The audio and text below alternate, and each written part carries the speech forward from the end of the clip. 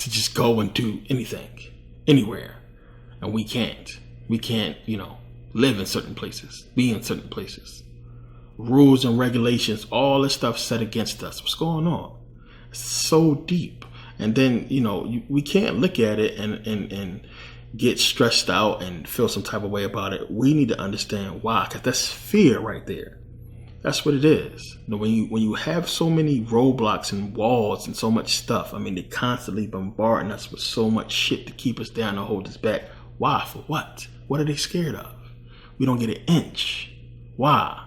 As I talked about, they understand. They know if we get a hold of this shit, we never losing it again. We ever wake up, it's game. It's game. And it's deep. It's deep. And it's one of the reasons why I'm trying to wake us the fuck up. Because we need to know. We need to figure this stuff out and move forward. But, they jumped into so many different civilizations. And we see the color change. And, we see melanated people, which they don't want to admit. In Africa, it's way more than they telling us.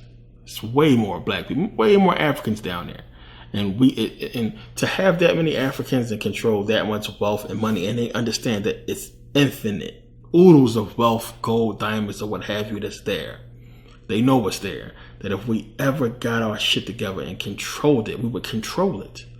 And they would have to try to come up with some shit and justify killing a bunch of Africans, bombing them out, which is why they're doing it in silence with this, eugenics or what have you, and these shots that they're giving people and making people impotent and all that kind of stuff like that. They're controlling it in so many slow, different ways and running people out of Africa.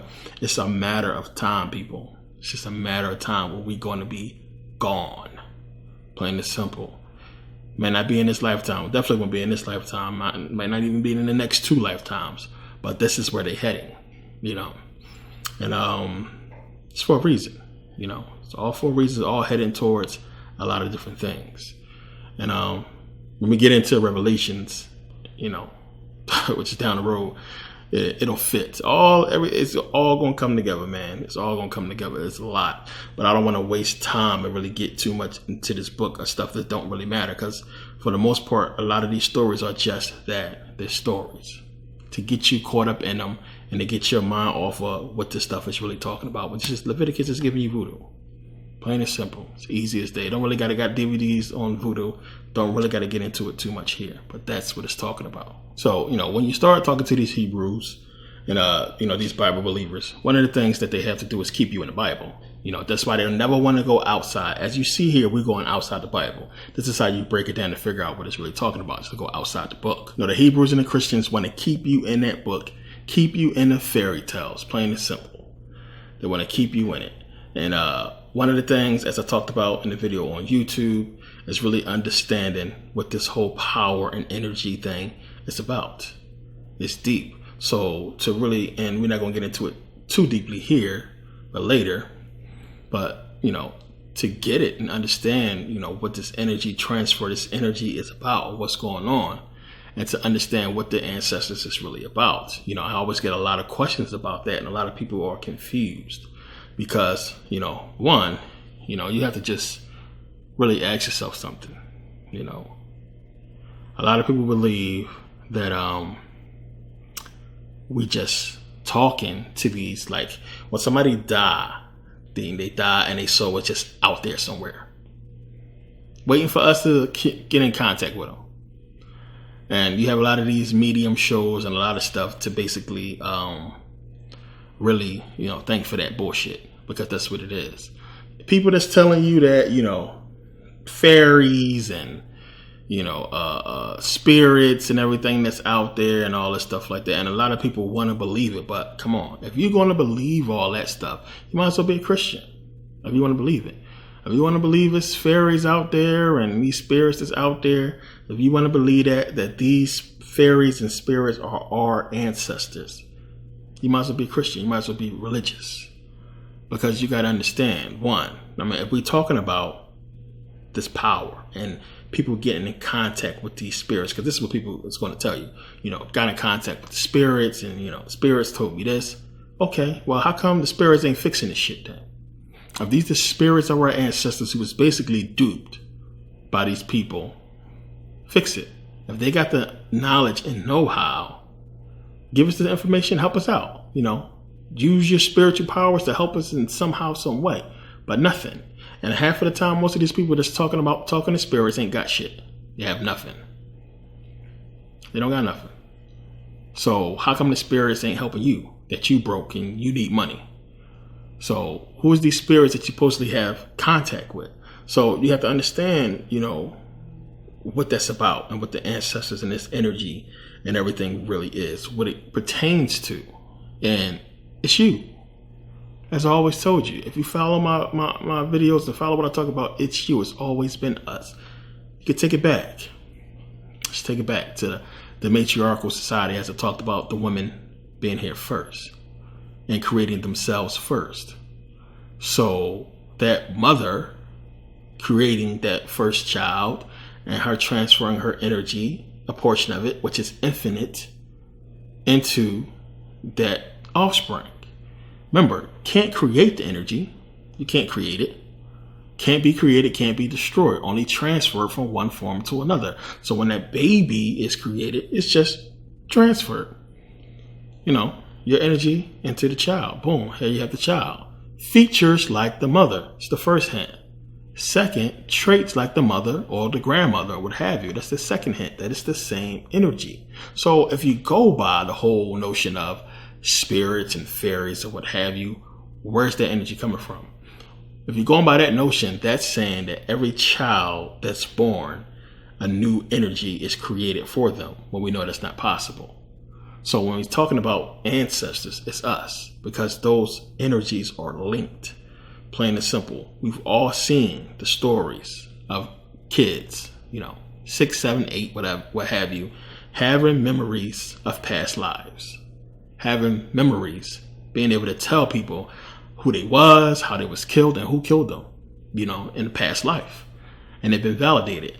Go back to the Buddhists, I should say. I talked about in the Buddhism series, how they do the rituals, the whole Tibetan monks, how they do the rituals where the child goes and picks, the items of who they was in the past life. So when a child is born and they start resembling traits of somebody who passed around the time that, they came into existence, they say, you know what, the child reminds me of such and such who passed, and the time adds up. So in order to tell, they do that little experiment where the child goes in and picks certain items. So what is that saying? It's telling you that that energy has crossed over and made it and been passed, into a new form, a new child. So it's not new energy. So excuse me, to have people believing that, it's these spirits out there that's our ancestors and everything like that, just trapped somewhere in forests and they just sitting there and people trying to communicate with them. That's retarded. A lot of people got that whole thing from Avatar. So with Avatar, remember, they had them connecting with the trees and getting the information from the ancestors, what have you. But a lot of people didn't get that metaphor, what it was really saying. A tree. What is a tree? You have a family tree. Plain and simple. You have a family tree. You have a tree of life. You have, your spine. You have your energy, your bloodline. All this stuff is all metaphorically talking about you, family. That tree is all connected. All of you are connected, all on the same tree. Plain and simple. It's all you. So, different physical forms, but all the same energy. Plain and simple. So you should be able to communicate with, your past energy. It was your energy at one point. So the whole point is to tap into it. Now, here's the thing. Here's the kicker to all that. And this is a little bit deeper. We shouldn't get into this now, but yeah, we can talk about it. But the kicker to that is to understand that who is it that we really need to be contacting as far as ancestors? That's the issue. What I mean by that is, anybody who you would try to communicate with as far as an ancestor or a relative in, our generations, what do they know?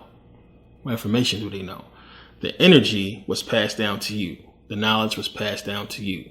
And they never got that knowledge on how to transcend. So you can only get but so much information from, if you could conjure up that energy from yourself, which is, damn near impossible to do, hard to do for people who don't really understand, how to do it. So for some of us, we naturally inherit things from our parents, grandparents. Somebody might say, okay, you look like your grandma, or you can sing like your grandma, or you can draw like your grandma.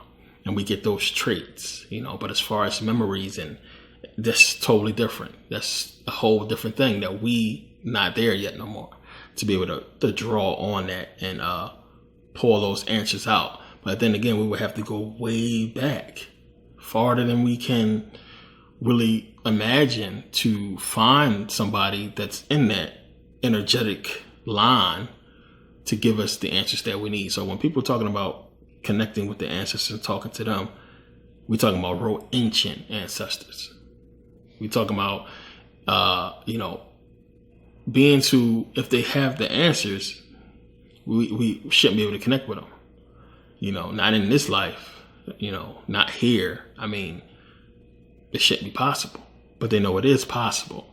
They understand that it's possible. They understand that we have the potential to do so, which is why they're trying so hard to keep us from understanding the process of doing it. I talked about this with the ancient Egyptians. Remember, as I said, when it came up, when they was beginning their journey from Ethiopia up to Kemet, and I said those pyramids was already there. But remember, where did they get the notion to do it?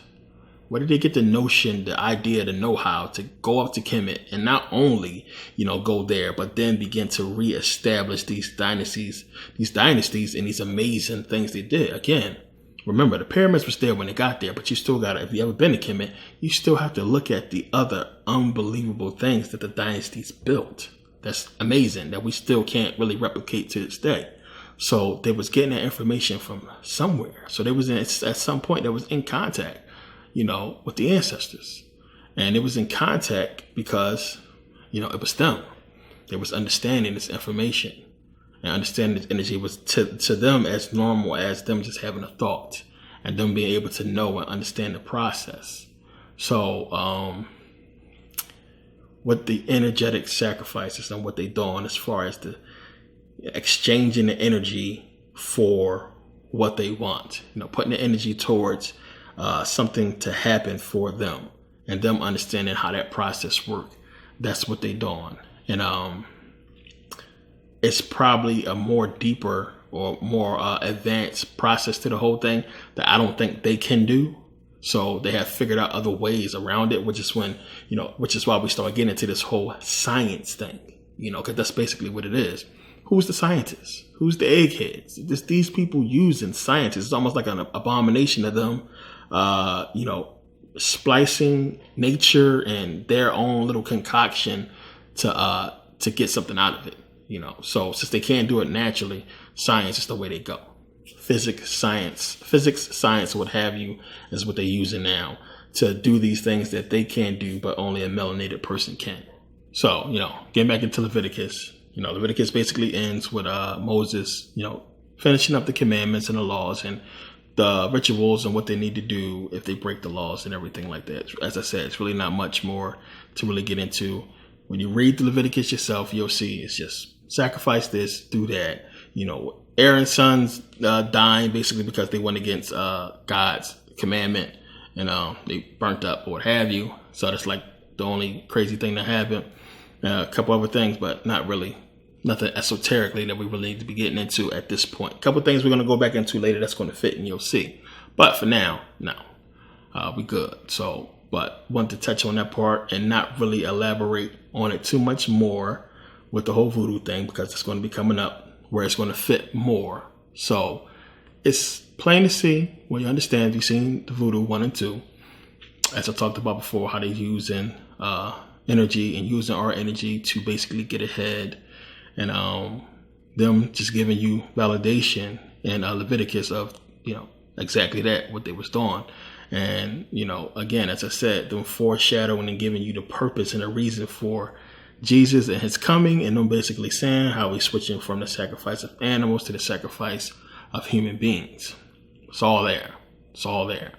And that's how they begin to grow. And we've seen, if anybody watch, and those National Geographic shows or what have you, how they talked about all the human sacrifices that was going on around that time, and all the pagan stuff. And once they begin to understand energy, and something that I really don't want to touch on, but I will, because we got to get into all this whole homosexual thing with the men and what that's all about, and where we first start seeing it at, where?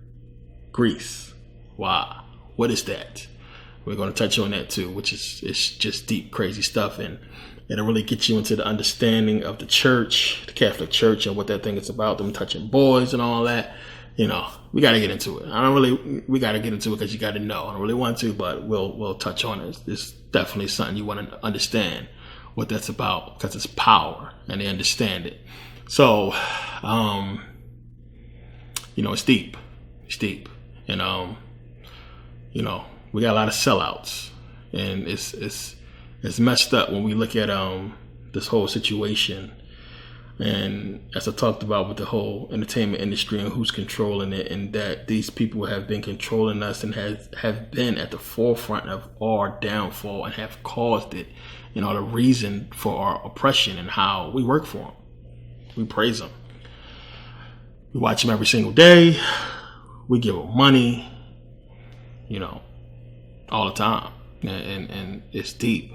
It's crazy. I mean, it's crazy. I hate to say, I look at it and you almost like, wow, it's a shocker. I don't want to say I'm impressed with it or anything like that, but it's a shocker. Like, damn, how complex it is, but simple.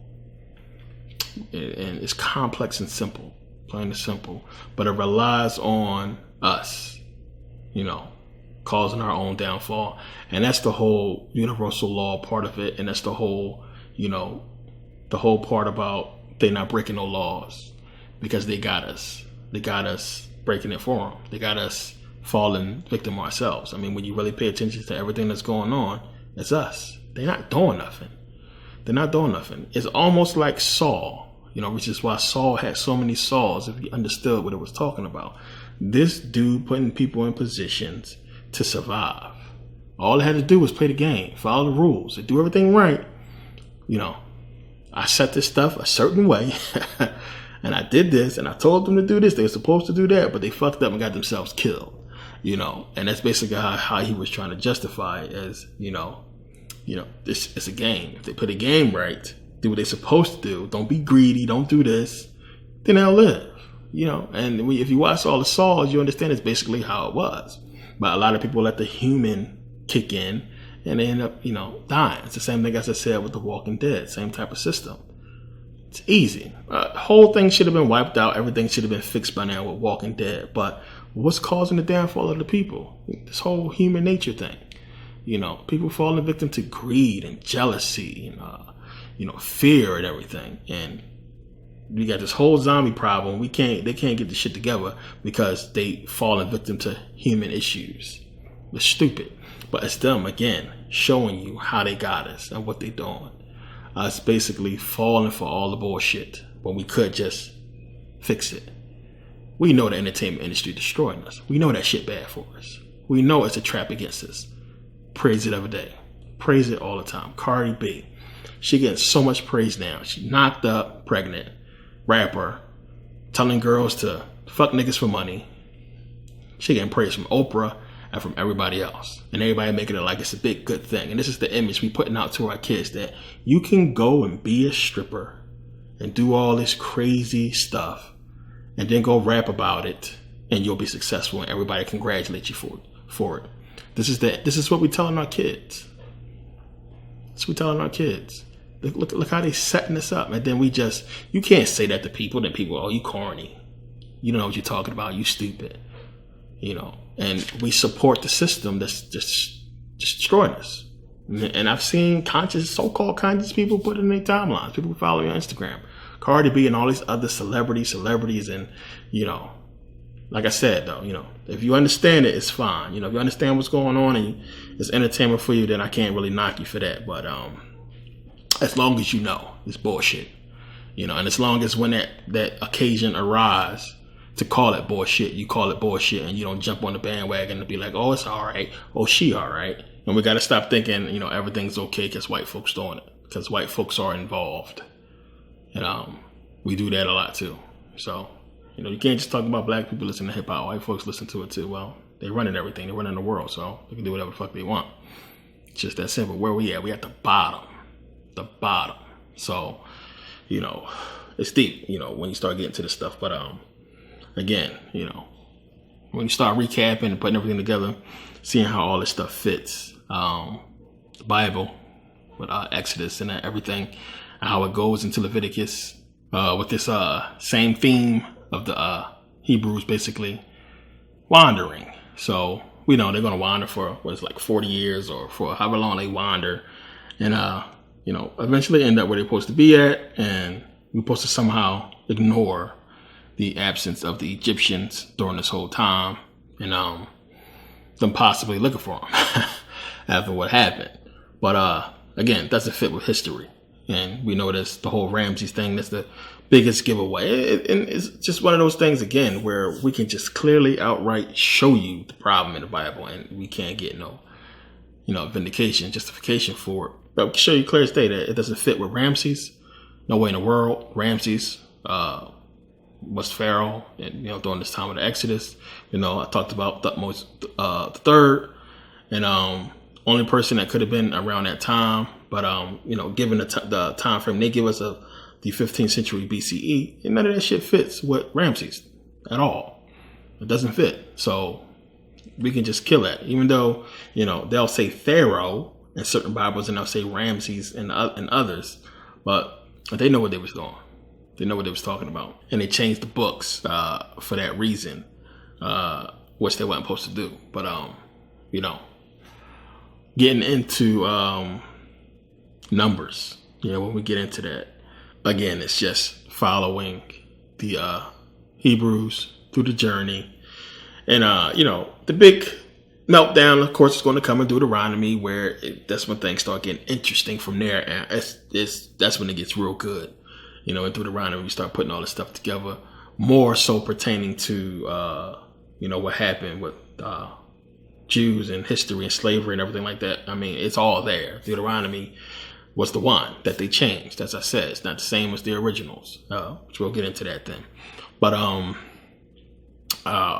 again, I want to thank you guys for purchasing, getting into the series, and it's a lot. The beginning is easy, plain to see,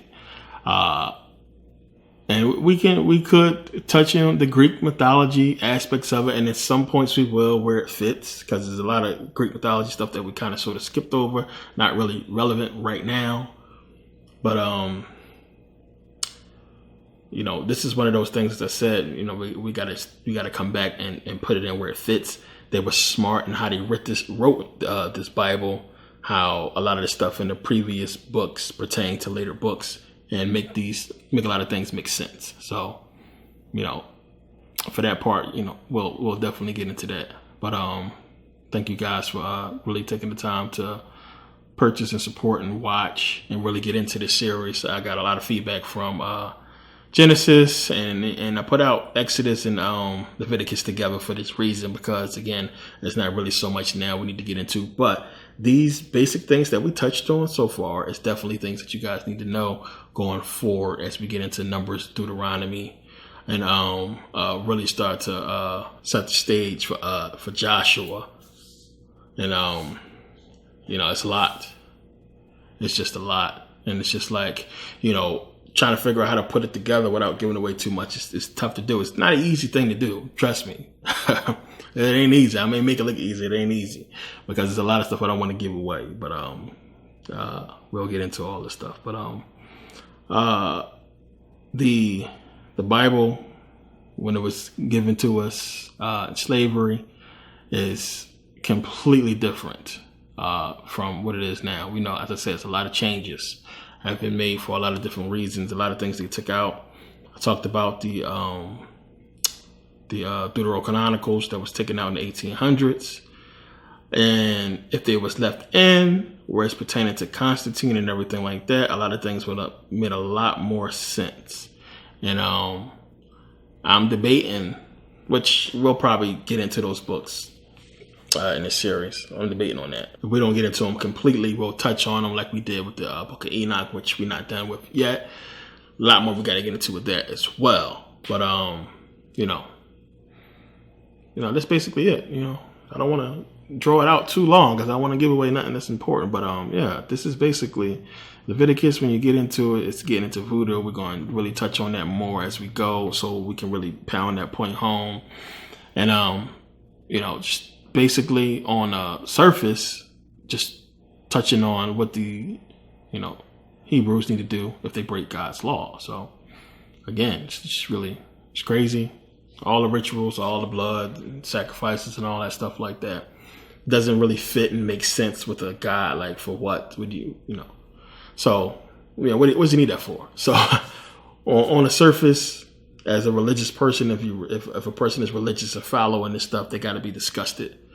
If you read Leviticus yourself, excuse me, as you go through it, you'll see what I'm talking about. It's disgusting. It's just crazy. It's sick for God to be telling them to do this stuff. So, it's crazy. Like I said, they don't read the book, so they're not following this stuff, and they ain't doing this stuff anyway. But it's crazy. But thank you guys for taking the time to watch, and we'll touch on some stuff, a couple of videos I want to put on YouTube, and again, we'll get into numbers. We'll pick up where we left off and get into the next 3 books, and really finish digging into this thing. But I'm trying to make sure I don't forget nothing that's important. I got stuff written down. And I think for the most part I covered everything. Yeah, because I'm shocked. I'm like, am I done? I feel like there's a lot more, but I'm basically done. But thank you guys for taking the time to watch and purchase and support, and I appreciate it. And definitely, when you get time, go through and just skim through Leviticus and just pay attention and read. And anybody that's really into voodoo and understand rituals, if you're that far yet, you get what it's talking about. Some of the stuff we definitely going to come back to get you guys to understand about the altar and the priests and stuff like that that's really pertaining to voodoo a lot more so, which is going to fit later on. You can't hide this stuff. They know what they're doing. They know exactly what they're doing. And they had to make it so it'd be easier to be drawn out later on in case people didn't get it in numbers. You can't expect people to go through and read the book 50 times to get the stuff, which some people do. But for the most part, it's straightforward. It's right here. And if you studying up on things, and if you understanding what took place in ancient times, really get into these ancient rituals, really understand ancient religions and what they was doing back then. It's a lot of books out there that you definitely want to get into and start reading, because when you understand, especially pertaining with the Greeks or anybody in that area, the Ionians, everybody know that stuff. Because then when you start reading the Bible, it starts jumping out at you.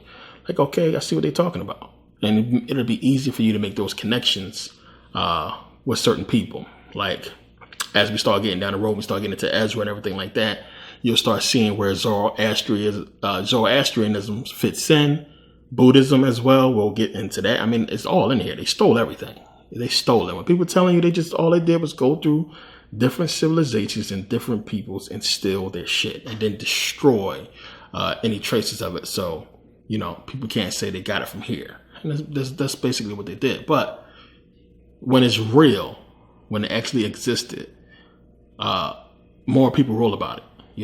People doing trade. You're not going to walk into somebody's village and see something that's crazy and then not talk about it. People talked about this stuff and it existed and they kept records.